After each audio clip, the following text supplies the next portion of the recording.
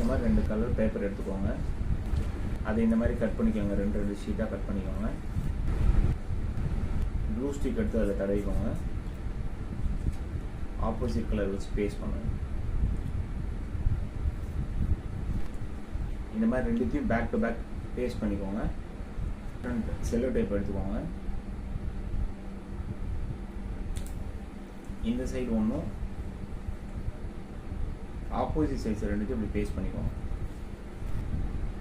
இந்த பார்ட்டை 3ஆக டிவைட் பண்ணி மடிச்சுக்கோங்க. அதே மாதிரி இந்த பார்ட்டையும் 3ஆக டிவைட் பண்ணி மடிச்சுக்கோங்க.